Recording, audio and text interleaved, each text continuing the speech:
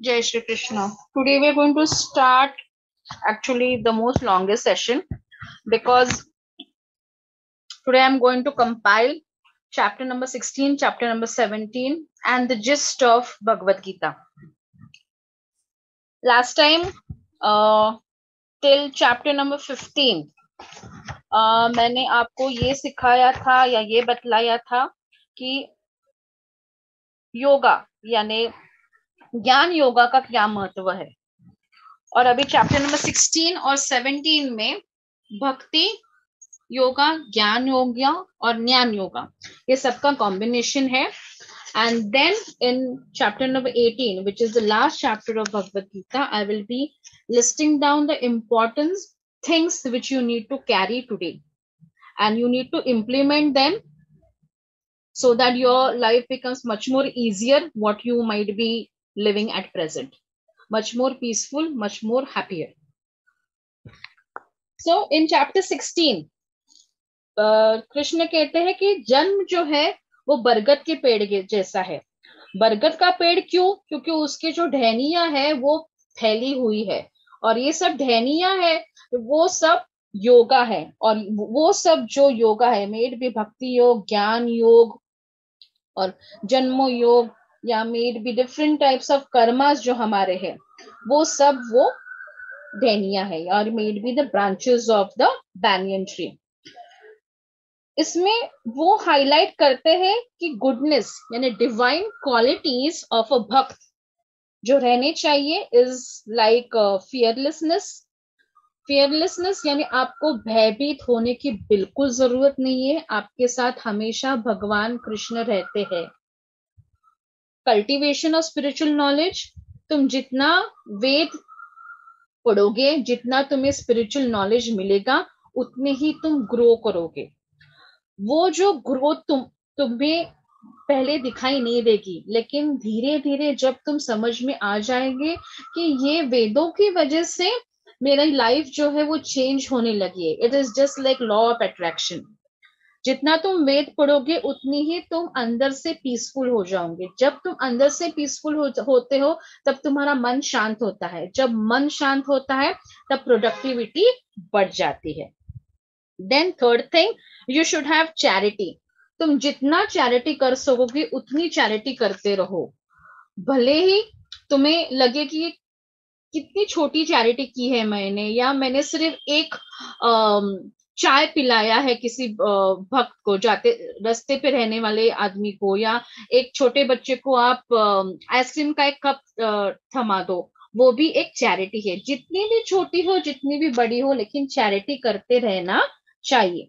Self control, self control सब चीजों में सेल्फ कंट्रोल चाहिए. खाने के मामले में, काम करने के मामले में, दूसरों को हेल्प करने के मामले में, खुद का ख्याल रखने के मामले में, अपने परिवार को टाइम देने के मामले में, everywhere you should have self control. Sacrifices, yes, as a human being you need to do a lot of sacrifices, may it be in personal life, may it be in professional life, but sacrifices are part and parcel of life. So कोई भी ऐसा मनुष्य नहीं है जिसने sacrifice नहीं किया है. वो भले ही श्री राम हो, श्री कृष्ण हो, शंकर भगवान हो, गणपति भगवान हो, सबने अपनी लाइफ में सैक्रिफाइस किया है. तो जहां पे हमारे देव देवताओं ने सैक्रिफाइस किया तो हम क्या चीज है, तो हमने भी सैक्रिफाइस करना चाहिए. Simplicity, simplicity in understanding the world. You should be straight forward in your ideas. You don't have to be running behind the bush. जो कुछ है वो सामने बता दो, भले है वो तुम्हारे हित में हो या हित में ना हो, लेकिन आप हमेशा straight forward and simplicity when ever you are talking with anyone. Non violence, non violence is another criteria कि जहां पे आप हमेशा ये ट्राई करो कि कितने प्यार से आप किसी और को समझा सकोगे. अगर ठीक है वो सामने वाला नहीं समझ में आ रहा है तो उसे आप जिसे समझा रहे हो थोड़ी अलग तरह से समझाओ, but try to be non violence every time. But if the person in front becomes non-violence and it really gets out of your nerves, you also need to backstab him. Because the thing is कि जितना भी आप समझते रहोगे ठीक है जाने दो, ठीक है जाने दो, लेकिन एक दिन जब पानी सर से ऊपर चला जाता है तब आपको नॉन वायलेंस छोड़ के वायलेंस करना चाहिए। ट्रूथफुलनेस, कितना भी आपको लगे कि नहीं मैंने अगर झूठ बोला तो किसी और को अच्छा लगेगा, किसी और का मन शांत हो जाएगा, लेकिन वो कुछ टाइम के लिए होगा। लेकिन जब उसी सामने वाले व्यक्ति को अगर पता चल जाए कि आपने झूठ कहा है और उसका मन रखने के लिए आपने झूठ कहा है, और वो किसी और से पता चले, तो उसको उससे ज्यादा दुख सच सच बताने से कम होगा। So it is like be truthful to everyone. Then you should have gentleness. Gentleness yani you should take care not only of human natures, you should take care of each and every living organism. May it be चींटी हो, butterfly हो, caterpillar हो, dog हो, cat हो, जो भी जीवात्मा है, all the living things on earth, you should be very gentle to them. If you protect the environment, तो ही environment will protect you. जैसे हमने पिछले लेसन में भी देखा था, इकोसिस्टम बैलेंस करना is very important. And especially लोग वेजिटेरियंस ज्यादा बढ़ने चाहिए। लोग कहते हैं कि नहीं we are non vegetarians, we are balancing the ecosystem. नहीं, आप इकोसिस्टम बैलेंस करना आपके हाथ में नहीं है, वो भगवान का काम है, और भगवान को पता है उसको इकोसिस्टम कैसी बैलेंस करनी है। लेकिन नॉन वेजिटेरियन फूड खाने से अगर आपको लगता है आप इकोसिस्टम बैलेंस कर रहे हो, that is completely wrong. Eating non-vegetarian is like eating a dead body. So you are as a human eating a dead body. So try to become vegetarian than being non-vegetarian. Then forgiveness. जो कुछ है, जो भी offences आपके friend ने किया हो या आपके घर वालों ने किया हो, ओवरलुक इट, ज्यादा दिल पे मत लो। Forgive and forget, just forget it. जितना तुम उनको फॉरगिव करोगे उतना ही तुम फॉरगेट करोगे, और जितना तुम फॉरगिव और फॉरगेट करोगे उतना ही तुम ब्लेस्ड रहोगे। हमेशा दूसरों को ब्लेसिंग्स भेज दो, भले ही वो आपका एनिमी हो, भले हो आपका दोस्त हो। ब्लेसिंग से आपके कर्म में एडिशन होता है, इसलिए blessings, gentleness is very important for others. Cleanliness, cleanliness is not only internal cleanliness, you have to do body cleanliness also. So more than body cleanliness or external cleanliness, internal cleanliness is very important. जैसे हम कहते हैं कि 7 चक्र जो है वो clean होने चाहिए, you should always keep them open.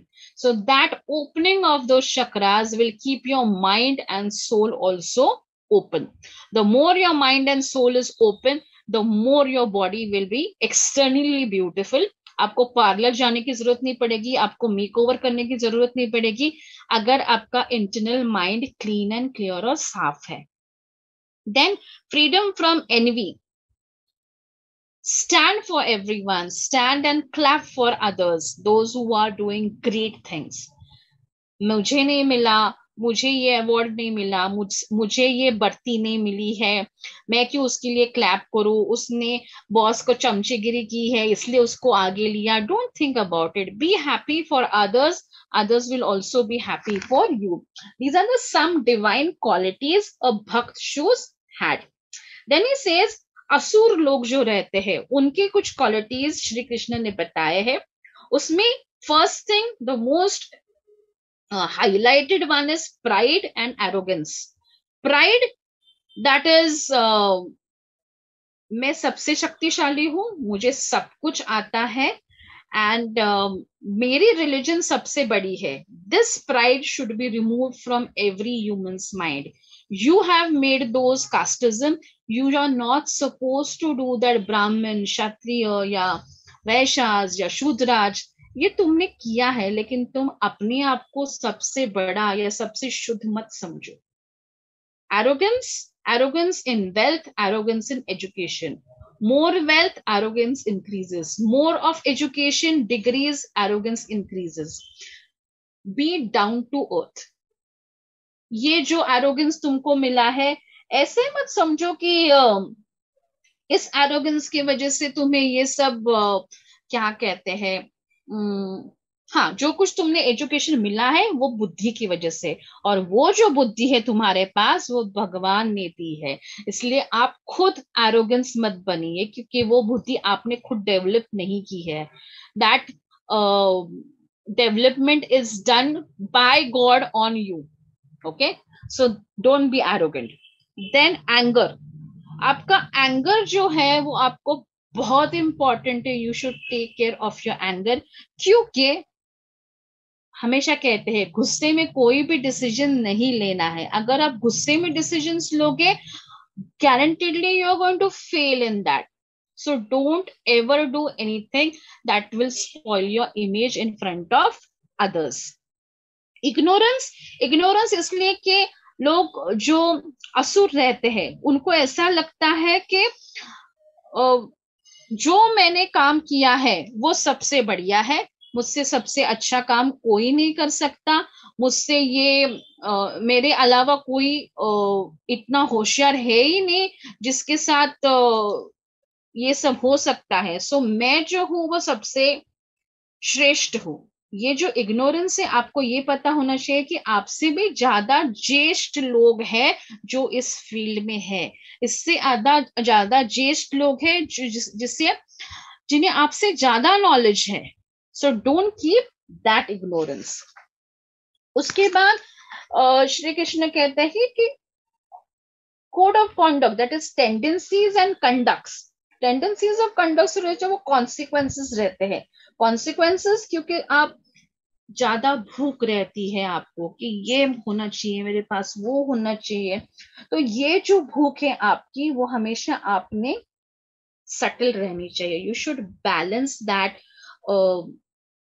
Food which you are interested in, क्योंकि ये जो अगर आपने इसमें कंट्रोल नहीं रखा तो guaranteedly you will land into hell. तो हेल क्या है? सो अर्जुन कहते हैं, अगर आप कहते हैं कि ये मत करो, वो मत करो, इसको देखो, उसको देखो, सिर्फ मेरा नाम लो, सिर्फ ये पॉजिटिवनेस रखो, क्लीनलीनेस रखो, इम्प्रूवमेंट रखो, फॉरगिवनेस रखो, तो ये जो डिवाइन क्वालिटीज है वो उसका क्या करें मैं? और आप कहते हैं कि हेल में जाना पड़ेगा, तो हेल में जाना पड़ेगा मतलब क्या होगा? तो यहाँ पे श्री कृष्ण कहते हैं you have to control your attachment towards the environment. The more control of attachment towards the environment will make you more cleanable. और यहाँ पे more cleanable is what the conclusion is falseness, कि जो असत्य जो चीजें हैं हमारी जिंदगी में in the material world, try to be away from those material things. Without foundation you can't do anything. हर चीज को पाने के लिए एक प्रॉपर फाउंडेशन चाहिए, और अगर ये फाउंडेशन रहा तो ही तुम आगे जा सकोगे। Then with God you should have control on your life. It is not only your control on your life, with God. तुम्हारे साथ हमेशा भगवान होना ही चाहिए, तब तुम्हारे में वो चीजें आसानी से आ जाएंगी। फिर श्री कृष्ण कहते हैं rise your self in your life, don't fall always in your life. जब भी कुछ करो तुम हमेशा keep on updating your self, keep on upgrading your self. The more you update your self, the more you upgrade your self, you will rise in your life. और last one, जहां यहाँ पे श्री कृष्ण कहते हैं जो सेक्सुअलिटी जो है, जो एक औरत और एक मर्द के बीच में जो रिलेशंस रहता है, you should have a proper understanding between each other when you are attracted to the opposite sex. It should not be for lust, it should be for only love. The only love between them both can bring a beautiful life on this earth and not the lust. Further results जो बोलते हैं activity के बारे में, श्री कृष्ण कहते हैं कि जो आप में जो स्ट्रेंथ है, build up the strength, build up the strength in such a way that your strength will be important, or your strength will be in action to your country. Your strength will help in action to your family. Your strength will help in action for your own self. Your strength will play 100% in action for your all loved ones. लेकिन जो तुम में ताकत है उसका हमेशा अच्छा उपयोग करो, उसका दुरुपयोग मत करो। अर्जुन, जैसे तुम तुम्हारी अच्छाई, अच्छे चीजों का, अच्छे स्वास्थ्य का, अच्छे स्वभाव का, अच्छे स्ट्रेंथ का जो तुम उपयोग कर रहे हो वो तुम धर्म के लिए करते हो। लेकिन दुर्योधन जो है उसमें भी ये सब चीजें हैं, लेकिन वो अधर्म के लिए खड़ा है। और यही चीज है वो जो तुम्हें और दुर्योधन को विभागती है। इसलिए अर्जुन तुम मेरे पास हो और दुर्योधन मेरे पास नहीं है, क्योंकि दुर्योधन की सोच जो है वो तुमसे बहुत अलग है। भले ही उसके पास सब चीजें हैं वो जो तुम्हारे पास है, लेकिन तुम्हारे पास जो है वो उसके पास बिल्कुल नहीं है, और वो है भक्ति। तुम्हें जिस प्रकार की भक्ति है अपने भगवान के लिए, तुम्हें जिस प्रकार का प्यार है मेरे लिए, वो उसके पास नहीं है। तुम्हारी भक्ति ने मुझे तुम्हारे पास लाया है, और उसकी ईगो ने मुझे उससे दूर किया है। मुझे उससे पर्सनली कोई प्रॉब्लम नहीं है, दुर्योधन मेरा भी भाई है, लेकिन वो जो चीजें कर रहा है वो बिल्कुल सपोर्ट के लायक नहीं है, और तुम जो चीजें कर रहे हो वो उसके लिए सपोर्ट की जरूरत है। और जब तक मैं जीवित हूं, जब तक मैं इस संसार में हूं, मैं हमेशा मेरे अर्जुन के साथ ही रहूंगा। जितने भी अर्जुन मेरे जिंदगी में आए, मैं हर एक भक्त में अर्जुन ही ढूंढूंगा। और भले ही वो भक्त तुम्हारे जैसा ना दिखे, लेकिन उसमें कोई तो भी एक क्वालिटी जरूर होगी जिसे वो मेरे पास खींचाएगा। सो जो भी भक्त मेरे पास आएगा उसमें तुम्हारी कोई ना कोई एक तो भी क्वालिटी जरूर होगी, इसलिए वो मेरे शरण में आएगा और मैं उसको हमेशा मेरे पास रहूंगा। I will bless that person till the end, till the life is there. Then there are different modes of faith. तो यहाँ पे श्रद्धा किस किस टाइप की रहती है? तो यहाँ पे श्रद्धा का जो पार्ट है उसमें भगवान कहते हैं कि there are 3 main types of श्रद्धा, जिसमें जो है वो बोलते हैं गुडनेस है, पैशन है और इग्नोरेंस है। So worships are done in different form. जो वर्शिप डेमीगॉड्स को करते हैं, जो दूसरे भगवान की तरफ प्रार्थना करते हैं, वो क्यों प्रार्थना करते हैं? क्योंकि उनको कुछ तो भी चाहिए उनसे। जैसे लोग कुछ व्रत रखते हैं, व्रत में वो कहते हैं कि नहीं, ये चीजें होने दो मेरी जिंदगी में, इसलिए मैं ये व्रत कर रही हूँ। So that is goodness. One worships demigods for a purpose. Then is in passion, one worships demons. So यहाँ पे in passion जो है, जो demons को worship करते हैं, जो काली शक्ति को प्रे करते हैं। लेकिन वो जो लोग काली शक्ति को प्रार्थना करते हैं या काली शक्ति मिलनी चाहिए उसकी प्रार्थना करते हैं, उन्हें इनिशियली सब कुछ मिल जाता है बिना कुछ ज्यादा स्ट्रगल किए, लेकिन उनका अंत हमेशा गलत ही होता है।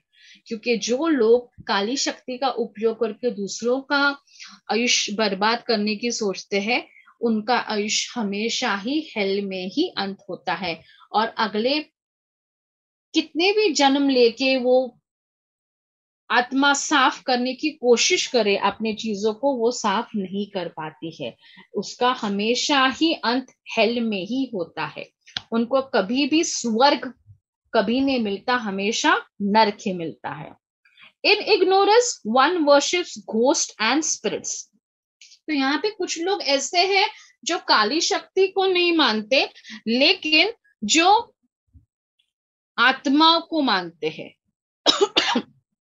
आत्माओं के बारे में, आत्माओं को प्रार्थना करते हैं कि means like in college days or school days you must have seen those planche kinds of thing people used to call spirits, that was just a game, but कुछ लोग ऐसे हैं जो स्पिरिट्स को अपने हेल्प के लिए बुलाते हैं, लेकिन अगर अच्छी स्पिरिट हो, अच्छी आत्मा हो तो वो मदद कर भी दे, बुरी आत्मा हो तो वो आपके आयुष्य को कंप्लीटली निस्त नाबूद कर डालते हैं।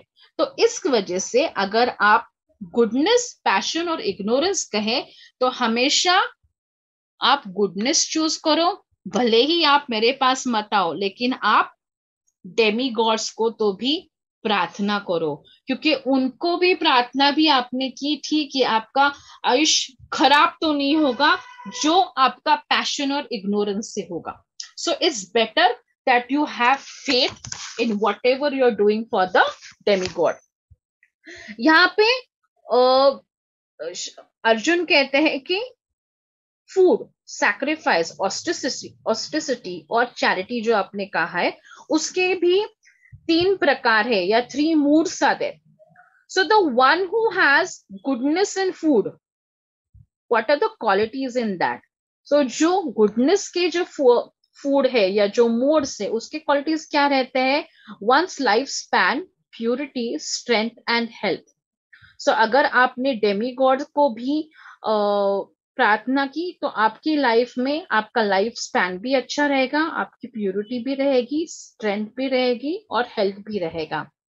लेकिन if you overdo the stuff, कुछ ज्यादा ही आपने मांगना शुरू किया, तो दैट विल टर्न इनटू सार and bitterness in your life.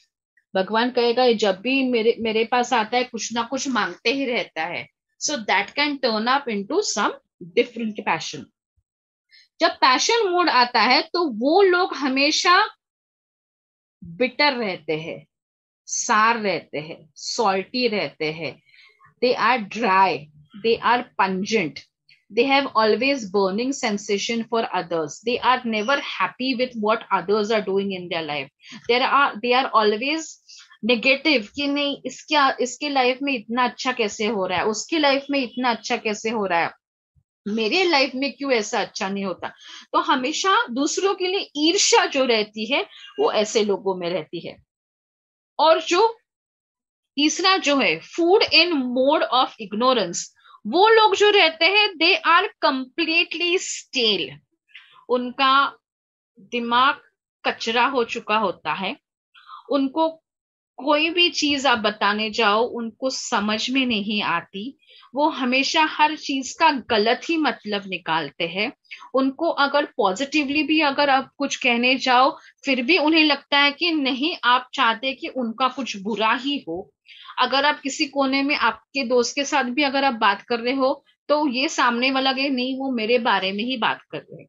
तो ऐसे लोगों का कुछ नहीं किया जा सकता क्योंकि उनको कुछ समझ में नहीं आता है, क्योंकि कितना भी आप अच्छा बात करो उनसे, कितना भी आप उनको अच्छी तरह से समझाने का प्रयास करो, उनको समझ में नहीं आता है। In this there are sacrifices in these three modes again: sacrifices of goodness, sacrifices of passion and sacrifices of ignorance.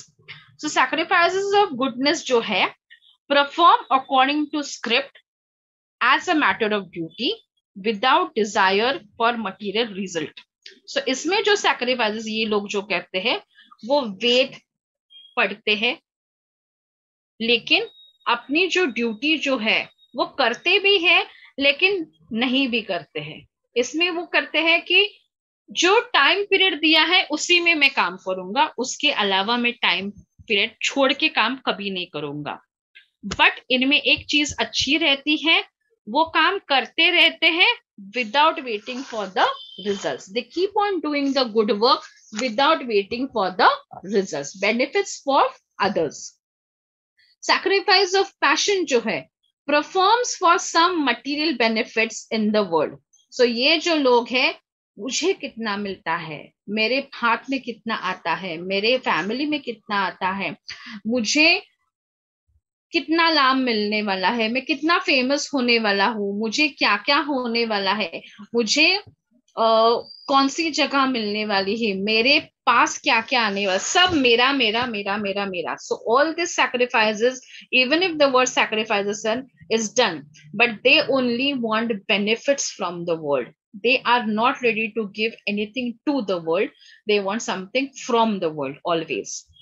Sacrifices of ignorance, performed without regard for the direction of script, without distribution of prasadam, that is spiritual knowledge, without chanting the Vedics, without renunciations of the priest, and without any faith. So ये जो रहते हैं sacrifices of ignorance, इनको ऐसा लगता है कि भगवान कुछ नहीं है, भगवान का नाम नहीं लेना चाहिए, जो भगवान का नाम लेकर सबसे मूर्ख लोग हैं, भगवान में विश्वास नहीं है, आस्था में विश्वास नहीं है, दूसरों पे विश्वास नहीं है, खुद पे भी कम विश्वास है, प्रसाद या स्पिरिचुअल नॉलेज गेन के लिए उनको 0% इंटरेस्ट रहता है। उन्हें लगता है कि मैं अकेला ही ऐसा हूं जो भगवान के सामने सबसे श्रेष्ठ हूं। भगवान तुच्छ लोगों को हेल्प करते हैं, तुच्छ लोगों के लिए भगवान बने हैं, और भगवान को खुद को दिमाग नहीं है, भगवान कुछ है ही नहीं, ऐसे उन लोगों को लगता है। So these people are like, I am the best and I am the only human being on this earth who is well settled or maybe the best person on earth. उसके बाद जो आता है ostracity of the mind. Ostracity of the mind, body and speech and mind is like when it comes to body. जब एक ब्राह्मण जो रहता है वो he is the superior class in all the 4 classes. Simplicity of ostracity in Brahmins is that education, knowledge, cleanliness and simplicity. No non-violence at all. This is ostracity of body in Brahmins. If you take Kshatriyas का रहता है मेरा kingdom, मेरी क्षमता, मेरा ammunition, and how non-violence I can be to take care of my kingdom. That is ostracity of body for a Kshatriya.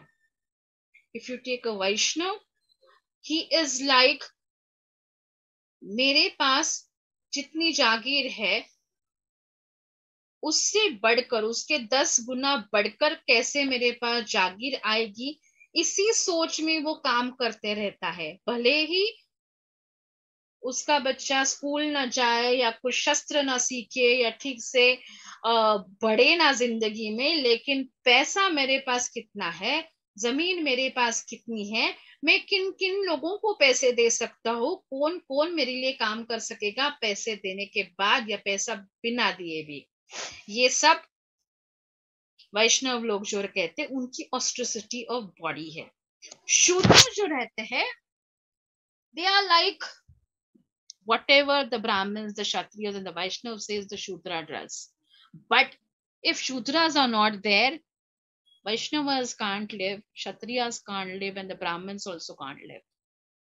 Simple thing, जब हमने पहले भी हमने समझा है कि शूद्र जो है उनको पहले से मंदिर में जाने की इजाजत नहीं है, लेकिन भगवान मंदिर से बाहर आके शूद्रों को मिलते हैं। शूद्रों लोगों को भगवान जल्द प्रसन्न होते हैं, लेकिन वैष्णव, क्षत्रियस एंड ब्राह्मण्स भगवान कम प्रसन्न होते, यानी दिखाई नहीं देते। शूद्रों को एक बार भी नमस्कार भी कर दे वो लोग, they can see the God because they are the most workable people, they are the most helpful people, they are the most important people because they clean the environment, they keep the environment clean. ब्राह्मण, क्षत्रियस, वैष्णव्स अपना सिर्फ घर साफ रखते हैं, शूद्रास पूरी दुनिया साफ रखते हैं। It is not only the cleanliness but see all types of workplaces, छोटे लोगों से बड़े लोगों तक। जब बड़े लोगों को पहुंचना है तो हमको छोटे लोगों को ब्राइब देना पड़ता है कि भैया मीटिंग करवा दो, भैया ये बता दो ये कब मिलेंगे, कौन सी जगह मिलेंगे। So these people are important because they connect the higher authorities, this is a simple logic. Then austerity of mind. जो ब्राह्मण्स रहते हैं, they are always self centered, maximum are self centered, because they don't want Kshatriya, Vaishnav और शूद्र को उच्च दर्जा नहीं मिलना चाहिए, हमेशा निचला दर्जा ही देना चाहिए. But they are also simple by mind, they are very peaceful by mind because they keep on chanting God's name. जितना तुम भगवान का नाम लेते हो उतना ही तुम अंदर से साफ होते हो. This is highlighted more by the Brahmans. Then क्षत्रियों का जो माइंड रहता है, इट इज ऑलवेज लाइक कैसे में वो दूसरा देश जो है वो मेरे देश में सबमर्ज करो या कंबाइन करो. मेरा देश के वासी कितने ज्यादा खुश रह पाएंगे, वो हमेशा चंचलता उसके मन में रहती है. मेरा देश जो है वो कितना सब तरह से संपूर्ण हो, ये बारे में उसका मन हमेशा सतर्क रहता है. It is always like my country, my kingdom, my state.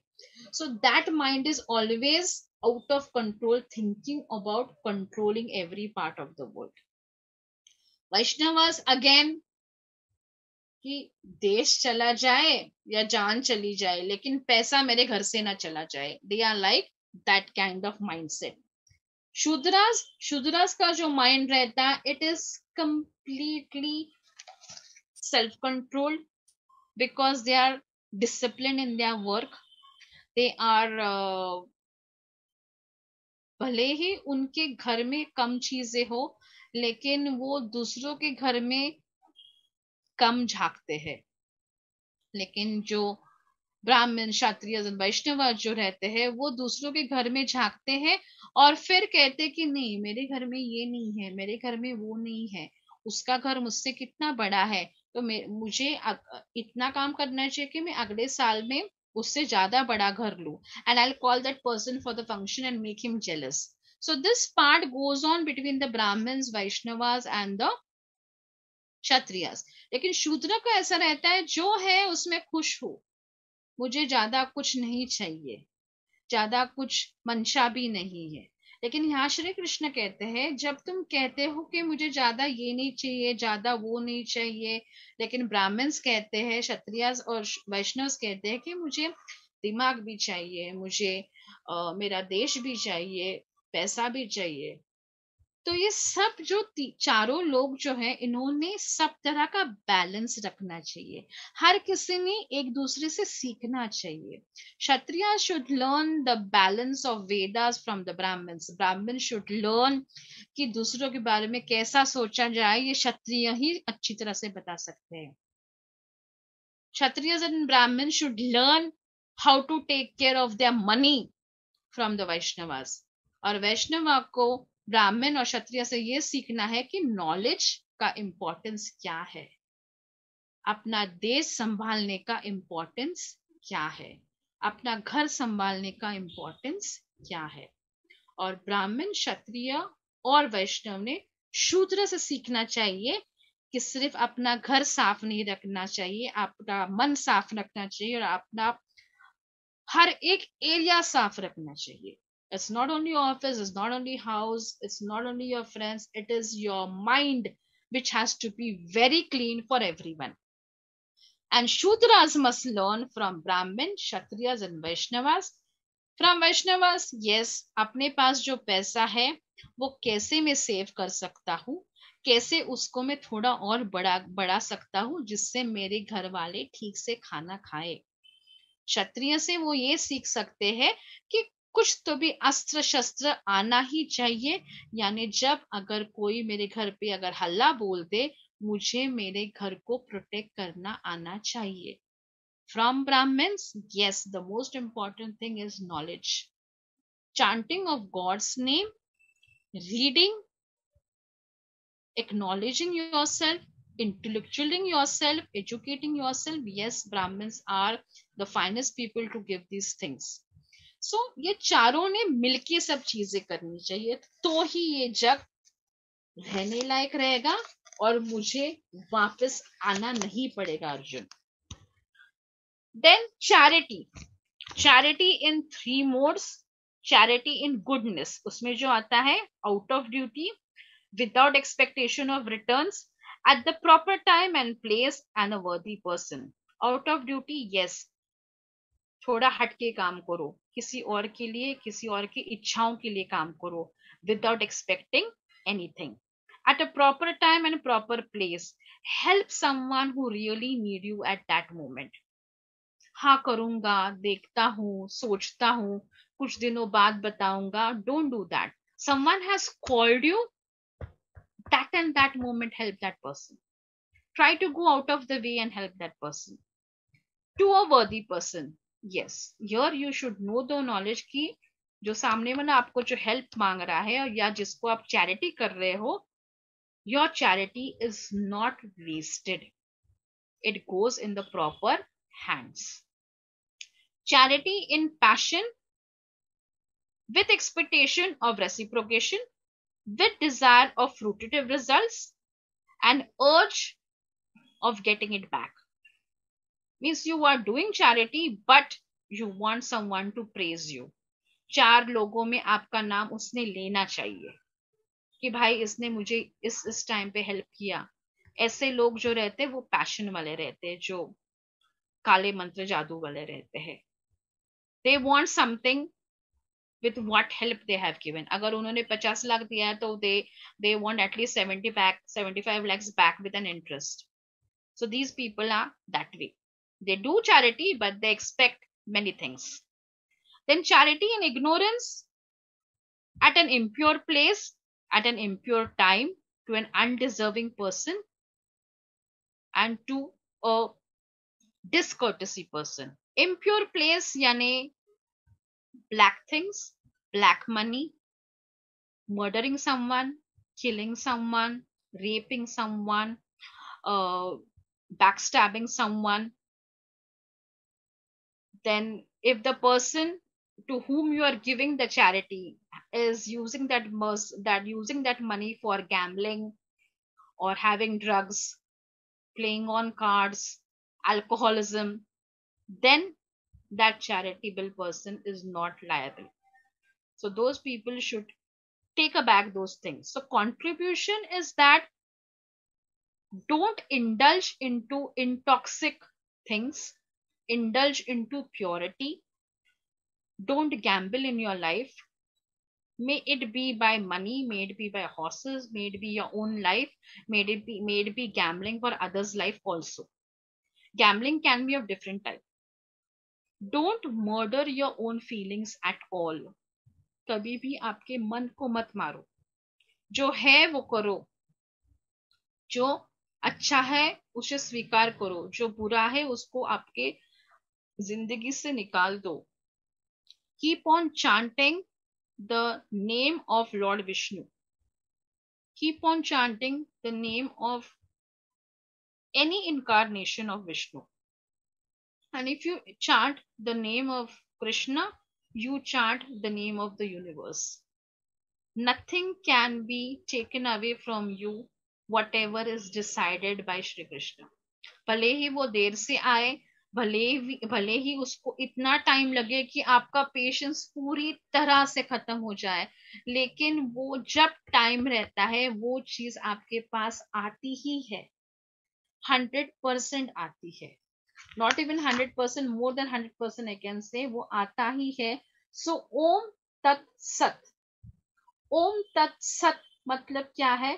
Understand that absolute truth that Vishnu is always with you. Om is always chanted in the beginning of performance of any spiritual or religious thing, because वो ओम में श्री कृष्ण है। tat is uttered by persons aspiring for charity or sacrifices. So तुम जितना तुम तत् करोगे, जितने तुम sacrifices करोगे, forgiveness करोगे, अटेनमेंट ऑफ नॉलेज करोगे, you will be Tat in your life.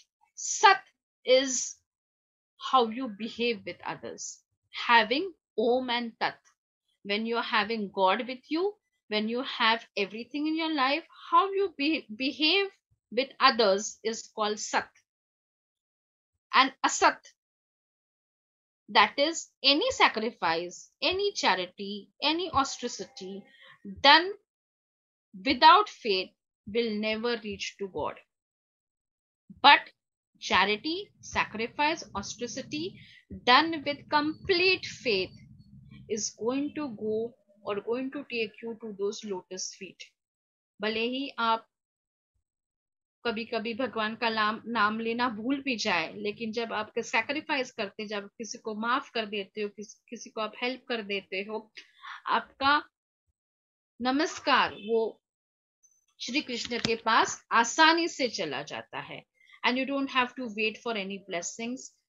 Very soon, and possibly as soon as possibly, Shri Krishna makes it a point that he blesses you with everything whatever you are expecting or whatever you are wanting, because he knows what you want. आप अगर आपको भी अगर कभी ये लगता है कि मुझे जो चाहिए कभी मिलता क्यों नहीं है, क्यों नहीं मिलता है? क्योंकि उसका वक्त आया नहीं होता है, एक बात. दूसरी बात, क्यों नहीं मिलता है? क्योंकि उस चीज की तुम्हें जरूरत नहीं है. तीसरी बात, वो चीज तुम्हारे लिए बनाई नहीं गई है.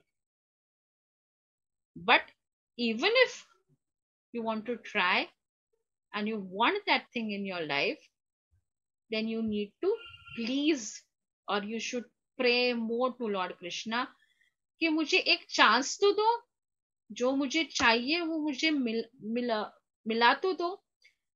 अगर मुझे लगे कि उसमें मुझे रस नहीं है या मुझे उसमें सक्सेस नहीं है, वो मेरे लिए नहीं बनाई गई है, मैं छोड़ दूंगा, मैं उसको हट नहीं करूंगा. लेकिन जब तुमने मुझे जन्म दिया है और जब तुमने मुझ में ये इच्छा दी है, तो मुझे वो हट करने की भी इच्छा है, वो हट करने का प्रयास दे दो मुझे. तो यहाँ पे श्री कृष्ण कहते हैं कि तुम ये भी सोचो और वो भी सोचो. अगर मुझे लगे कि तुम्हारा हट जो है वो जायज है, तो जो चीज तुम्हारे नहीं भी हो तो भी मैं दूंगा, क्योंकि तुमने वो चीज अपने कर्मों से मिलकर, अपने ज्ञान योग को मिलाकर, आपके ज्ञान योग को मिलाकर सब चीजें एकत्रित करके आपने मुझे कुछ तो भी मांगा है. आपके नसीब में ना भी हो फिर मैं तुम्हें दूंगा, क्योंकि तुमने ये सब चीजें की है, अच्छी चीजें की है. So even if you feel something you're not getting, yes, you have done the greatest job, you have done the best thing, you have been trying for something for too long, try to improvise it. Again try to convince Lord Krishna कि नहीं, मुझे ये चाहिए, मुझे इसका आनंद लेना है और मुझे इस आनंद में तुम्हें शामिल करना है. जब किसी चीज में भगवान शामिल होते हैं, वो चीज कभी भी गलत नहीं जाएगी, भले ही वो आपके नसीब में हो या ना हो.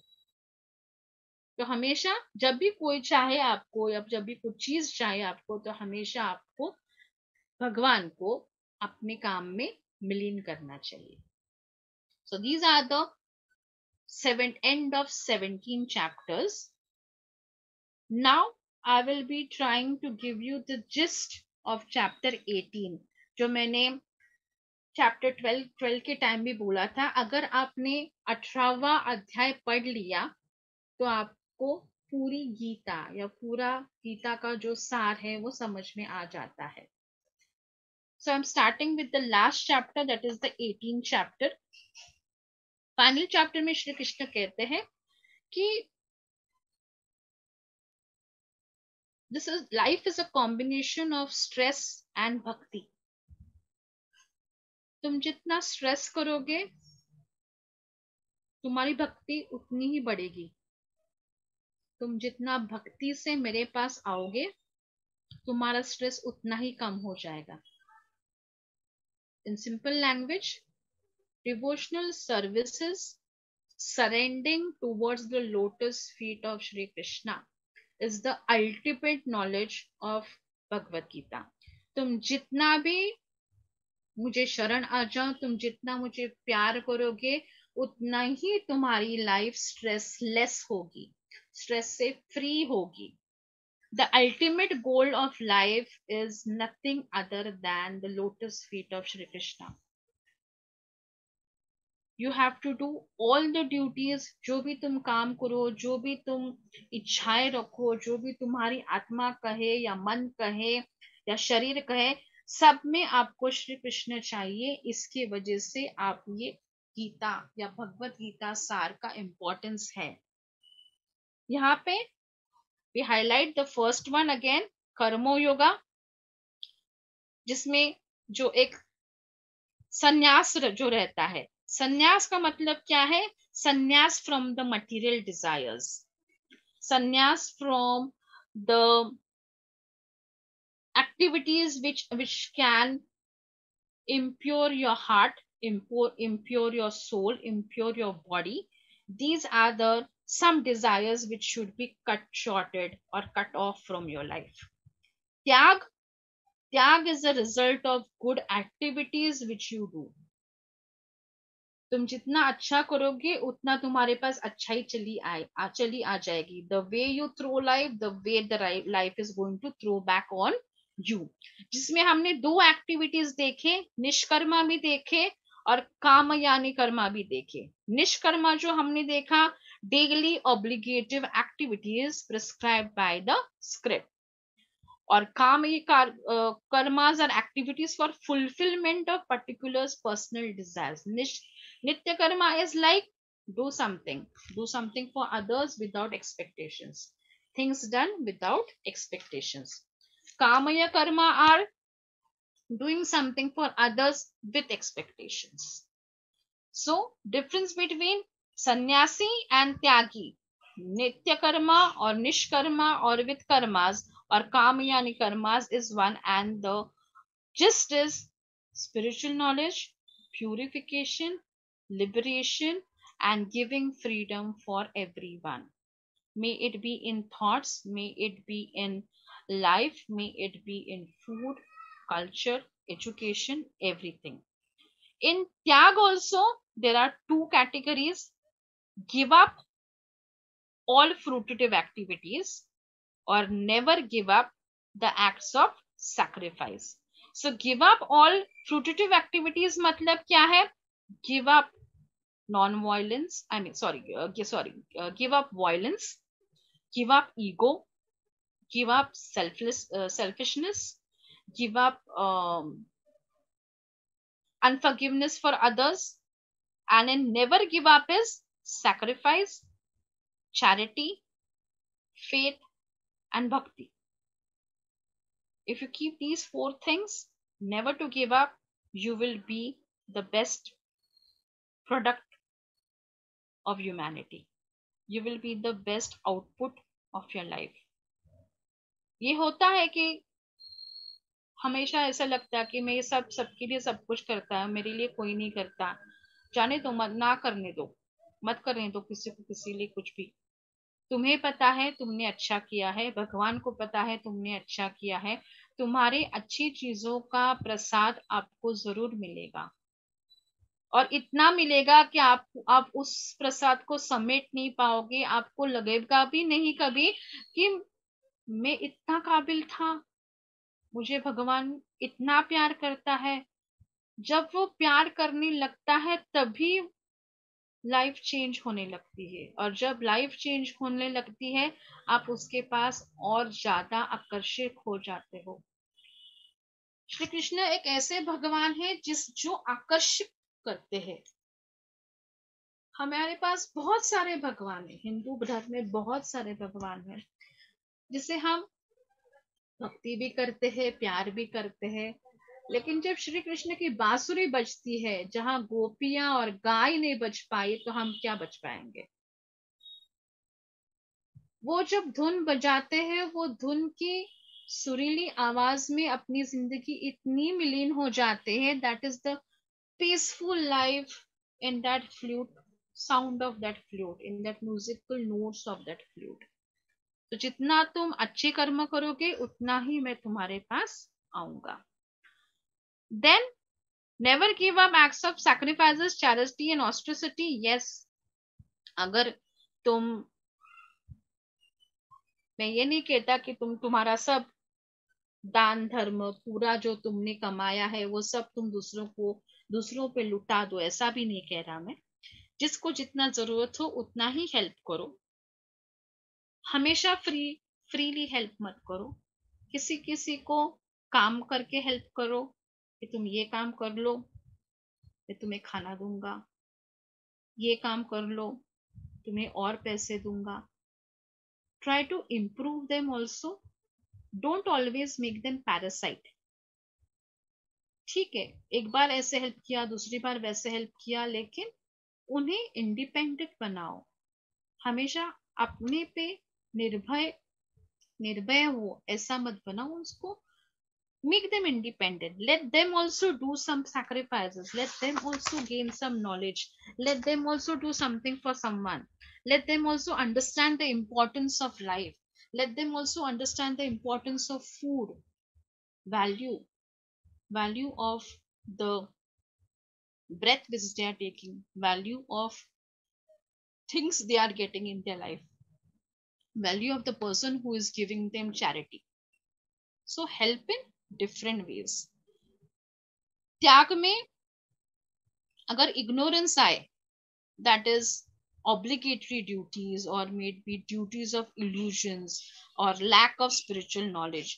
So इसमें क्या रहता है कि कभी कभी ऐसे हो जाता है कि हम दूसरों को हेल्प कर देते हैं ये समझ के, नहीं यार उसको जरूरत थी मेरी, मैंने हेल्प करना चाहिए. आपने हेल्प कर भी दी, एक बार नहीं, दो बार नहीं, तीन बार नहीं. ये mostly happens when your friend is a very best friend or that relative of yours is very near to you. ये इग्नोरेंस तब आता है कि जाने दो यार, मेरे पास बहुत है. हमेशा उसको हेल्प करना चाहिए. वो मेरे maybe my brother's best friend is there, और माय सिस्टर्स हस्बैंड, और माय ब्रदर्स वाइफ, और my brother's wife's brother is there. So thinking of my brother I should take care of him, or thinking of my sister I should take care of him. This becomes, that tyag sometimes becomes like a bombardment on you. कहीं तो भी आपको रुकना चाहिए, क्योंकि हमेशा free में help करते रहोगे ना, तो ये भी आपके लिए अच्छा नहीं है. क्योंकि वो कर्म भले ही आपको लगे कि नहीं मैं अच्छे कर्म कर रहा हूं, लेकिन making someone dependent on you, making someone troublesome, or making someone's life completely parasite is also a part of bad karma. So this should also not happen. So जब भी आप अच्छे काम करो, उसके साथ ये भी देखो कि नहीं यार, कब तक हेल्प करूंगा मैं, कब तक ये चीजें करूंगा मैं. So this should also happen कि नहीं, ये नहीं होना चाहिए कि मैं काम करता रहूं एंड किसी को भी ये ना लगे कि मेरे पास सब कुछ है, तो जो कुछ है मेरा वो सब मैंने लुटाने को ही बैठा हूं, सब कुछ जो है मेरा वो सब मैंने देने के लिए ही बैठा हूं. सो ऐसा ना हो. फिर श्री कृष्ण कहते हैं द ट्रू त्यागी, और if one is not a Tyagi, that means कि जब कर्म जो होते हैं, जब भक्त योग रहता है, जब ज्ञान योग रहता है, ये सब जो चीजें रहते हैं, this is causes of 5 actions. What are these 5 actions? If you can say the 5 actions of Vedantas. 5 actions of Vedantas मतलब क्या? अधिष्ठानम, that is the place of action or the body of the jiva. तुम्हारा शरीर जहाँ पे है उसको अच्छा बनाओ. Make those every action of your body important for your mind and soul. Your soul should not get disturbed by the act done by the body. This is very important. Karta, that is a doer of the action or the consciousness reflected in the false ego. जो तुम काम कर रहे हो उससे तुम्हारे मन कभी अशांत नहीं होना चाहिए, तुम्हें वो ईगो नहीं आना चाहिए कि मैंने ये काम किया है दूसरों के लिए. So that should not come in your conscious mind. Then करनामा. करनामा is the instrument of action in various senses. जो भी काम करो, keep all your senses intact, keep all your senses in control, keep all your senses up to date. Don't uh, overlook any of your senses. भगवान हमेशा कहते हैं कि आपके जो आंख, कान, आपका जो जीभ है, वो भी आपको कंट्रोल में ज्यादा रखनी चाहिए. क्योंकि जैसे अस्त्र से शस्त्र से अस्त्र निकल जाता है, वैसे भी आपके मुंह से अगर कोई शब्द निकल जाए और उससे कोई गलत मतलब निकले या किसी का मन दुख जाए, तो आपके सेंसेस कोई काम के नहीं है. फोर्थ इज ईस्टा. ईस्टा is what the efforts exerted by the life airs with various functions. जब आप आपका जीवन जीते हो, आप खुद के लिए, किसी और के लिए, आपके मम्मा पापा के लिए, आपके पत्नी के लिए या आपके पति के लिए, सबसे इंपॉर्टेंट क्या है? Functioning, taking everyone together with you. ऐसे ना हो कि आप only take care of parents and neglecting your wife and your children. ऐसा भी ना हो you only taking care of your wife and husband and children and neglecting your parents. भगवान हमेशा कहते हैं parents are the most important. May they be bad, may they be good, parents are never bad actually. लेकिन कुछ लोग ऐसे रहते हैं कि उनको अपने पेरेंट्स की तरफ लगाव ही नहीं रहता है. कुछ चीजें हो भी जाती उनके लाइफ में जिसकी वजह से उनका वो लगाव उठ जाता है. लेकिन श्री कृष्ण कहते हैं कुछ भी हो, लगाव हो या ना हो, प्यार हो या ना हो, पिता और माता का प्यार, पिता और माता के लिए हमारी जो ड्यूटी है वो हमें करनी ही है, भले तुम चाहो भले तुम ना चाहो. Then अव्यम. अव्यम is the super soul who sets everything into motion by his super will. So जब ये चारों चीजों जो है ऊपर की, वो जब मिलती है, तब वो मन, आत्मा, शरीर सबको मिला के जब हम हमारा जीवन साकार करने लगते हैं, yes, with faith, patience and bhakti, तो वो जीवन कंप्लीट होता है. When a supernatural power, जब एक भगवान का आशीर्वाद आपको मिलता है, that is very much important. फिर यहाँ पे कहते हैं कि there are modes that is controlling the activities. कुछ ऐसी चीजें हैं जो हमारे क्रिया को कंट्रोल करते हैं. सो वन थिंग इज, जो मोटिवेटर्स है, जो हमारे एक्शन को मोटिवेट करते हैं, वो है knowledge, object of knowledge and the nowhere. Knowledge मतलब क्या? जो भी हमारा ज्ञान है, जो भी हमने पाया है, जो भी हमने सीखा है, वो हम कितना इम्प्लीमेंट करते हैं, उसका हम कितना अच्छा उपयोग करते हैं, that is knowledge. Object of knowledge is how much knowledge we are using for helping others, how much knowledge we are using for improvising your country, how much knowledge you are using for taking care of your loved ones. And knower is the person who takes everyone together with him and starts living his life. So an action is motivated by the knower who has the knowledge of handling the objects of knowledge.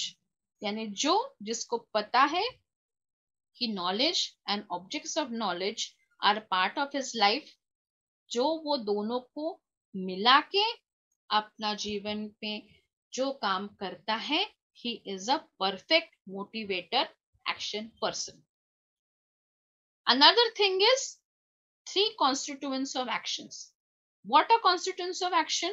Work, instrument of work, and the worker. Work यानी जो भी आप काम कर रहे हो वो आप कितने पैशन से कर रहे हो, कितने वर्शिपिंग पावर से कर रहे हो, कितनी मन से कर रहे हो, कितनी इच्छाएं डाल के कर रहे हो, कितना अपग्रेड कर रहे हो, कितना काम करके तुम्हारा मन शांत है, तुम्हारा मन प्रसन्न है. That is important. Instrument of work is senses again. कितना, कितने प्यार से और कितना एकाग्रता से आप वो काम कर रहे हो. Then the worker, that is the karta, who takes the work as his first priority and then the next. So first is work and then comes everything. So जो worker अपने काम को takes as a worship is one of the best constituents of action. Then it comes that knowledge in three modes again. Now knowledge in three modes यानी क्या आता है? Karma in goodness, karma in passion, karma in ignorance. Karma in goodness is what? Done with detachment again. सबसे अपना मन हटाने का और अपना काम करने का है, whether you like it or whether you dislike it. Karma of passion क्या है? Done with great labor, with having lots of desires. काम करना है लेकिन मन में बहुत सारी इच्छाएं हैं. Karma in ignorance leads to bondage of yama, destructive mind, completely destructive mind. A harmful person is a karma in ignorance. फिर आता है वर्कर, दैट इज कर्ता इन गुडनेस, कर्ता इन पैशन, कर्ता इन इग्नोरेंस. कर्ता इन गुडनेस मीन्स व्हाट? जो अपने काम जो है एंथुजियास्टिक से करता है, doesn't makes any mistake in his work, tries to be the perfect person in doing his work. कर्ता इन पैशन इज दैट तुम मुझे कितने पैसे दोगे तो मैं काम करूंगा. Greediness, enviousness, impureness comes under worker who, that is karta in passion. Karta in ignorance is all about cheating. मैं दूसरों को चीट कैसे कैसे पैसे मिलाऊं, लॉटरी का टिकट टिकट लेके कैसे मिला मेरा बैंक बैलेंस बढ़ाऊं, मैं सो के कैसे पैसे मिलाऊं, किसी को दूसरों को काम पे लगाऊं और मुझे पैसे मिले. All whimsical kind of minds are having karta in ignorance. Then we have buddhi yani intelligence या understanding in goodness, understanding in passion, understanding in ignorance. बुद्धि में जो है to be done and not to be done, to be feared and not to be feared. करना है, fearlessly करना है, नहीं करना है तो नहीं करना है, छोड़ देना है. लेकिन बुद्धि in passion is everything, means they can't distinguish between good things and bad things. They can't distinguish between religious things and irreligious things. They are always behind अच्छा काम हो बुरा काम हो मुझे करना है. मुझे ये नहीं सोचना है कि कौन सा अच्छा है, अच्छे से मुझे क्या मिलेगा या बुरे से मुझे क्या मिलेगा. बुरा है तो बुरा है, पैसा मिल रहा है ना, बस दैट इज इम्पोर्टेंट. बुद्धि in ignorance is considering everything bad, everything in opposite direction.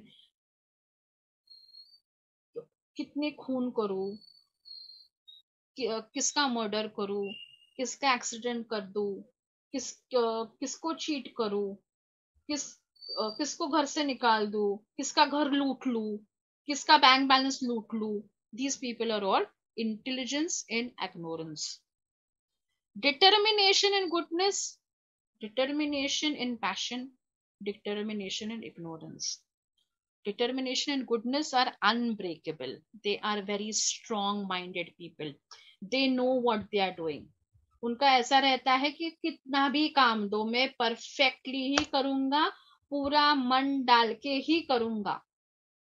भले ही आप मुझे पैसा दो या ना दो, लेकिन मेरा काम अच्छा होना ये मेरे लिए इम्पोर्टेंट है. भले ही आप सैलरी कम दो, लेकिन मेरा काम मेरे लिए भगवान के जैसा है. So I will never sacrifice anything I mean, I will sacrifice everything for my work. I will never take work at the second position. Work will be always on the first position. Determination in passion desires fruitive results, economic development, and ungratefulness. A person who's almost or always fruits, fruits, fruits, fruits, fruits. कितना खाओ, ये खाओ वो इसका खाओ उसका खाओ, उसका तोड़ उसका खींच के खाओ, उसको क्यों दूं मैं, जो मेरे पास जो है, मेरे पास अगर 10 है तो उसमें से अगर मैं एक ही दूंगा, 9 के 9 में मेरे पास रखूंगा, क्यों जरूरत नहीं है उसको, क्यों दूं मैं, मेरा दिया है ना एक, उसमें खुश रहो ना। ऐसे लोग रहते हैं। Determination in ignorance, they are again hopeless, they are morons, they are the most lamenting people, those who are people who dream big but they don't want to work for their dreams, they want others to work for their dreams. Then comes the last one, that is happiness in three modes. Happiness and goodness brings joys and removes poisons from others' life. They want themselves also to be happy and they want others also to be happy. They are like those honeybees. They only want the good nectar from everyone. They want to remove that garbage from everyone's life. They only want that sweetness to be mingled in every family. These are the happiness, goodness people. Happiness and passion type of people are like मैं nectar भी दूंगा, nectar के साथ थोड़ा सा garbage भी दूंगा और थोड़ा सा पॉइजन भी दूंगा. सो it is mixture of everything. So they want all the combinations to be given to others and they only want nectars and other combinations to other people. And happiness and ignorance, they are blind, they are uh, again intoxic kind of, or maybe the people who are more into toxic verge. They want everyone to be in a bad state, they don't want themselves also to be in good state, they want everyone to have poison. खुद भी नहीं जिएंगे, दूसरों की भी नहीं जीने देंगे. इस टाइप के वो लोग रहते हैं. उसके बाद भगवान जो कहते हैं it's purification through duties. The purification through duties are again categorize into the four varnas. चार वर्णा जो है ब्राह्मण, क्षत्रिय, वैश्य एंड शूद्रस. जो ब्राह्मण्स रहते हैं उनमें जो क्वालिटीज जो रहती है, self control, honesty, tolerance, religious, and wisdom. These are the main qualities which a Brahmin, all Brahmins have. Kshatriyas have the qualities like power, heroism, determination, generosity, leadership, controlling others. Qualities of Vaishyas and Shudras like cow protection, business, and farming is for Vaishyas. Labor, other lower services comes under Shudras because they are not knowledgeable and neither they have knowledge of controlling the battle or neither they have knowledge of taking care of businesses. So जो modes जो रहते हैं, Brahmins are predominantly with sattvic gun, Kshatriyas are with predominantly with Rajyog और secondary mode जिनमें राजयोग हमेशा रहता है. राजयोगी गुणास जो रहते हैं those are Kshatriyas. Vaishyas are predominantly rajas और with तमस. तमस जो रहता है वो वैष्णव्स में ज्यादा रहता है.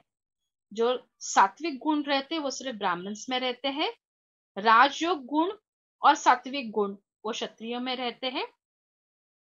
फिर तमस गुण और राजयोग गुण वैश्यास में रहते हैं और शूद्रास में जो रहते हैं वो तमोगुण रहते हैं with this that is known as rajas. जो मैंने आपको पहले भी बोला कि वो सबसे अच्छे रहते हैं, उनमें राजयोग का गुण भी ज्यादा रहता है. Then God says that even imperfectly duty done by someone can be a perfect duty for someone else. कभी कभी ऐसे हो जाता है हमारी गलतियों से किसी और का अच्छा हो जाता है. ये भी एक अच्छा गुण है हर एक ब्राह्मण में, एक क्षत्रिय में, एक वैष्णव में और एक शूद्र में. कभी कभी हो जाता है कि हमारा हम अपने लिए करते हैं लेकिन दूसरों का कुछ तो भी अच्छा हो जाता है. That is one of the best thing which happens in someone's life. That is one कि फायर के आगे धुआं रहता है लेकिन धुआं हटने के बाद वो जो क्लियरेंस आता है, that is one of the best clearance in anyone's life. Then process of attending intelligence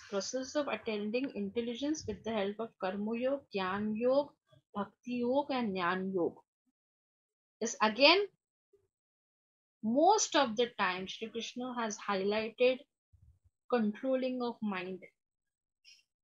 सब जो है, सब खेल जो है वो माइंड का ही है.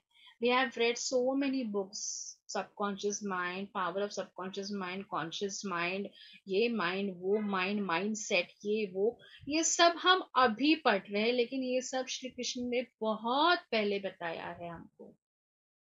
Your mind is your magnet. Your mind is the attraction pillar. Your mind is everything. But instead of understanding those words, we have understanding these books. But these books are references of Bhagavad Gita only.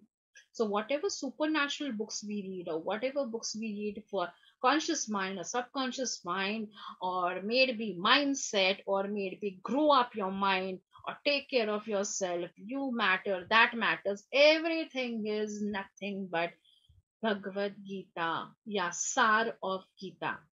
जो कुछ है वो सब मेरा है, तुम्हारा कुछ भी नहीं है. वो तुम्हारा शरीर कुछ नहीं है, वो तुम्हारी आत्मा नहीं है, वो तुम्हारा दिमाग तुम्हारा नहीं है, वो अंदर का मन तुम्हारा नहीं है, तुम खुद तुम्हारे नहीं हो. वो शरीर भी तुम्हारा जो मैंने दिया है वो भाड़े का शरीर है. तो जो तुम जो तुम्हारी जिंदगी जी रही हो वो उसका टैक्स है, वो उसका भाड़ा है. अगर तुम अच्छी तरह से नहीं रख पाओगे उसका रेंट ही नहीं दे पाओगे. अगर तुम्हारा रेंट गंदा हो तो तुमको भगवान हमेशा हेल में ही लेके जाएगा. अगर तुम्हारा रेंटिंग अच्छा हो, तुम तुम्हारे शरीर का ख्याल रख रहे हो, तुम तुम्हारे मन का ख्याल रख रहे हो, तुम तुम्हारे आत्मा का ख्याल रख रहे हो, you are giving the best rent to the god for whatever body you are having.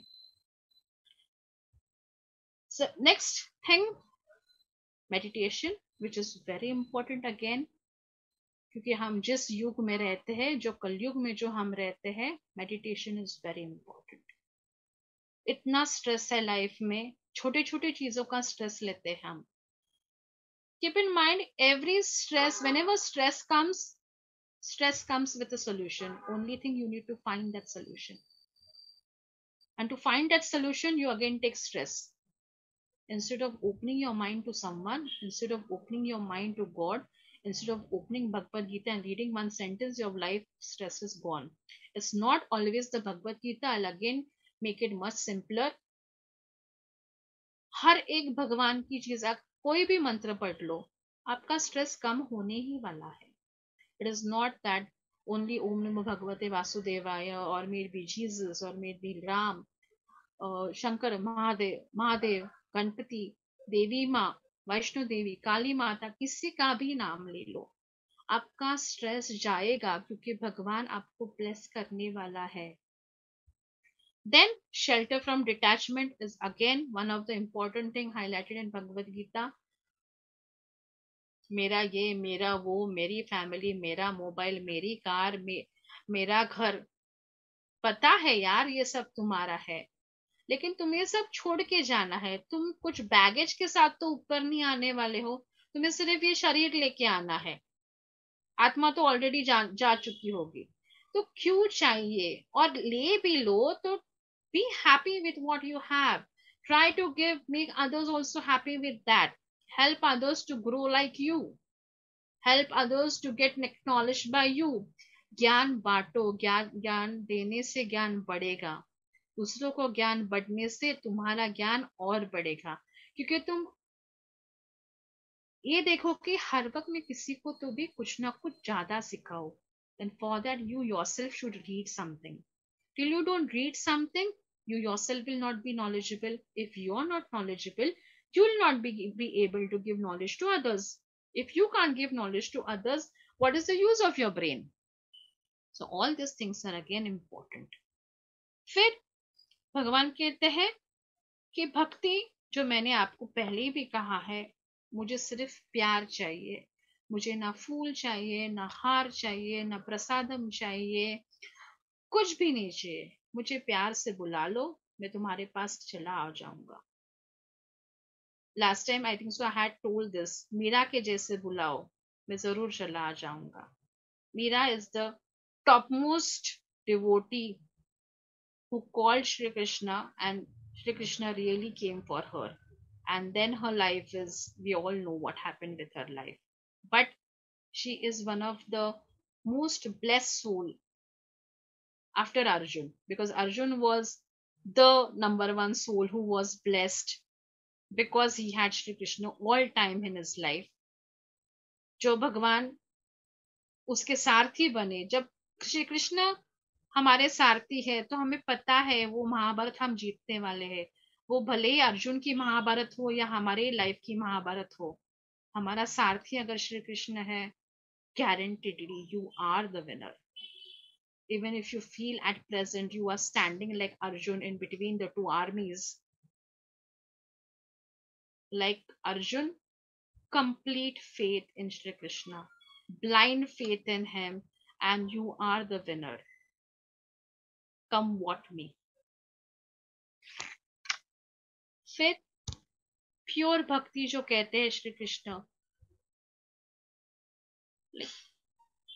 Protection to everyone, mercy to everyone, your ultimate goal is my shelter. मेरा नाम हर वक्त किया करो, मुझे हर वक्त बुलाया करो, जब चाहे तब बुलाया करो, जहां भी हो वहां पे बुलाया करो। Completely surrender to me, only listen to your cautious me and your subconscious me also. जो अर्जुन को मैंने गीता बोली, वो actually was that he should understand what I am as a universal God. I am something bigger than the biggest, or it might be very, very bigger than the biggest. You should understand your all strings, जो कुछ तुम नाच रहे हो इस धरती पे, all the world is a stage, जो हमें विलियम शेक्सपियर ने स्टोरी में बताया है। So all those stages of life are all handled by this नीली छतरी वाला, or maybe Lord Vishnu keeps on playing with us like puppets, and we dance like puppets because we are used to be like puppets under his hand. So नाचते रहो, काम करते रहो, अच्छा काम करते रहो, अच्छी मनसा से काम करते रहो, कर्मों को ऐड करो, ज्ञान बांटो, त्याग करो, भक्ति करो। ये सब चीजें अगर आपने की तो आपको श्री कृष्ण समझ में थोड़े तो आ जाएंगे, पूरे तो कभी नहीं आ जाएंगे, थोड़े तो आ जाएंगे। Then the essence of Bhagavad Gita, yes, again the sentence I will like to highlight every now and then is devotion to Krishna. That is the sar.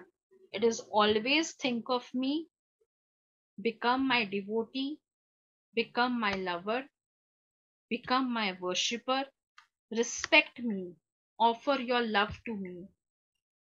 I will never fail you in your life. I'm always with you. जो चाहिए वो तुम्हें वक्त आने पे जरूर दूंगा। जिस चीज की जरूरत नहीं है वो तुम्हारी जिंदगी से भी हटा दूंगा और तुम्हारे मन से भी हटा दूंगा। जो लोग तुम्हारे जिंदगी के लिए हानिकारक है वो ऑटोमेटिकली श्री कृष्ण आपकी जिंदगी से निकाल देते हैं। उनका चैप्टर खत्म हो गया, उनका काम खत्म हो गया, they can be harmful for you in the next life, they are remove from your life. Or sometimes good people are also removed from your life because their playing of good part is done in your life. But everyone meets you in your life because you are meant to meet each other.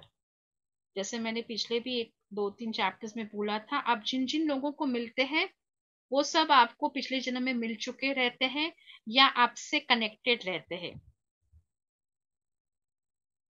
May it be your son, may it be your colleagues, may it be your enemies, may it be your parents, may it be your neighbors, may it be your driver, may it be your Kamwali Maushi also, may it be all the servants, may it be any person who comes in your life for may it be 2 years, 3 years, 10 years, more than that. Everyone has been part and parcel of your initial life. भगवान ये भी कहते हैं, chanting my name, seeing me, cleaning my temple, reading books, writing books on me, offering help to all the living things, lighting a lamp in someone's house, जिसके पास कुछ है नहीं उसके घर में दिया जला दो, जो बारिश में भीग रहा है उसको शेल्टर दो, जो आपके लिए हेल्प करने आया है या आपके पास से हेल्प मांगने आया है उसकी हेल्प करो. ये सब चीजें आपको करनी है क्योंकि आपको मेरे पास आना है. भले ही आपको मैं अच्छा लगूं या ना अच्छा लगूं, आप सबको मेरे पास ही आना है. भले ही आपका डेमी गॉड कोई और हो, भले ही आप किसी और को चाहते हो, लेकिन आपका रिलेशन मुझसे तब होगा अगर मेरी इच्छा हो तो.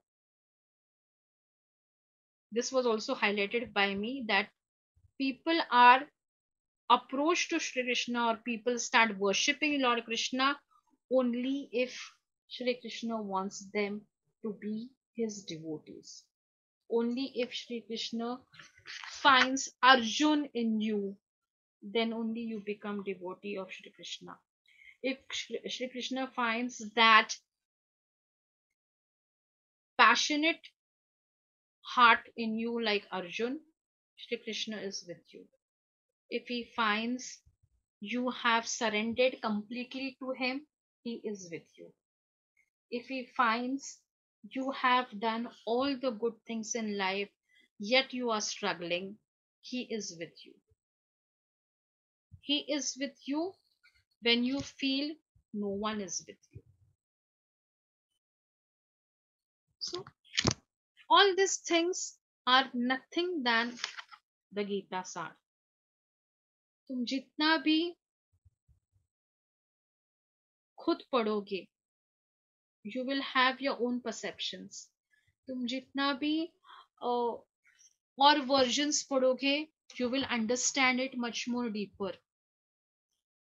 Now it is like nowadays, in spite of reading so many versions of Gita, yet sometimes I feel no, I'm lacking somewhere which I should improvise more, or I should read my earlier versions again and rectify my meanings what I have understood. So the more you read, may it be Bhagavad Gita or may it be even Bible, you find different meanings of your life also, different meanings of others' life also, and the actual meaning of why you are a human, or why and what is the purpose of your life on this earth. Everyone is for a purpose. No one is over here for time pass. May someone is doing work in corporation, may someone is a leader, may it be Narendra Modi, may it be Biden, may it be you, may it be me, may it be our parents, any watchman, anything, anyone. All are here to do a duty. All are here because he has given us birth. Everyone is having some of the other skills. If they are lacking skills, it is just because of their bad karmas, whatever they have done in their previous life. So don't feel bad for them, because वो उनका कर्म है.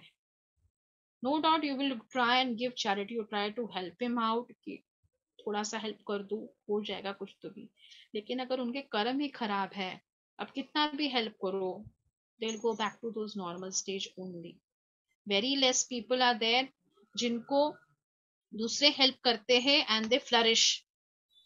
That is because somewhere of the other they have done some nishkarma, or they have done some charity, or they have gained the knowledge, that is the jnana yoga, or they might be more of the bhakti yogas. जिनकी भक्ति अच्छी है उनको भगवान कहीं भी मिल जाते हैं. Recently, last Wednesday only, we all know the Varkaris which fled from Alandi and Dehu. They are on their way to Pandharpur. कितना चलते हैं वो लोग, ये एक ही इच्छा से पांडुरंग दिख जाए. There are very less people who enter actually the temple and take his blessings, क्योंकि बीच में ही किधर तो भी उनको विठल दिख ही जाते हैं. उनको मंदिर में जाने की जरूरत ही नहीं है. वो भक्ति है जो एक 85 years or 80 plus man or an old grandpa or a grandmother is walking from all the way from Alandi to Pandharpur for the next 18 days, just carrying one simple bag, maybe having little bit of one sari or something in between to have, without any money. They survive with whatever the other devotees give them. जो भी जहाँ भी जो जिस जिस गांव में वो रुकते हैं उनको खाना मिलता है, पानी मिलता है. क्यों चलते हैं? सिर्फ विठल को देखने. कभी कभी मंदिर, जैसे मैंने कहा, मंदिर जहाँ पहुंचते हैं, इंद्रायणी में नहा धो लेते हैं, दूर से नमस्कार करते हैं, वापस चले आते हैं, क्योंकि उनको दर्शन हो जाता है. May it be in the Indrayani water, may it be on the way. That is भक्ति. भगवान हमेशा मंदिर में नहीं मिलते, आसपास में भी मिल जाते हैं. कभी कभी वो भी हमसे चैरिटी मांगने आ जाते हैं, देखने के लिए हम कितने चैरिटेबल हैं. कभी कभी वो हेल्प भी करने आ जाते हैं, क्योंकि हमें भी कुछ जरूरत हेल्प रहती है, specially when in rainy days when the vehicle stops in between of the full traffic and you are gone mad कि अब ये ट्रैफिक भी है, गाड़ी भी बंद पड़ गई है, मैं क्या करूं. So that time, some of the other person really comes to rescue you from that traffic which we are leading and the rain which is showering from top. Police तो आ जाएगा, नहीं तो आजू बाजू का कोई तो भी हेल्प करने आ जाता है. So that is another replica of God which is with you. May it be ups and downs of your life. We all are on roller coasters of life. But if you have Shraddha and Saburi, that is faith and patience, nothing like it. May it be uh, the saints like Shirdi Baba, Swami Samartha, या गजानन महाराज, सत्य साई बाबा, या may it be Shankar Maharaj, कोई भी हो, they all are with you. These gurus are, yes, the pathway towards your God. May it be Lord Ram, may it be Vaishno Devi Ma, may it be Allah, may it be Jesus Christ, may it be Mother Mary. All of them are important for your life. And the more you are with God, your life becomes very simple. So keep chanting the name of God. It's not always, I'm not at all telling you to chant only Hare Krishna or Hare Ram. Chant any name, any God, whichever you pursued. I have never categorized into demigods or gods. For me, all religious gods are same for me. So may it be Jesus, may it be Allah, may it be Guru Nanak, may it be Ram, may it be Ganpati, may it be any god. All gods are same. All gods bless their devotees. Yes, but no doubt the topmost characteristics which we know is Brahma, Vishnu, and Mahesh. Brahma, who started this earth Vishnu, who is the perseverance or the take caretaker. So we all are going to go to the caretaker. So caretaker means is nothing but like a mother and father. So we all have to go to our uh, godfather, that is Lord Vishnu. Yes, Shiva is another person who, or a god who can destroy us anytime if we behave badly. That's why these yugas are happening. And yes, when the Kali Yuga is about to end, the part of um Shankar Bhagwan is going to be much more, because he's just going to destroy everything as per the Vedas. And yes, again, the work of Brahma, they will start, and then again, the work of Vishnu. We don't know what is going to happen, but believing in these things also makes you a better person. You know, God is there, everything is going to happen.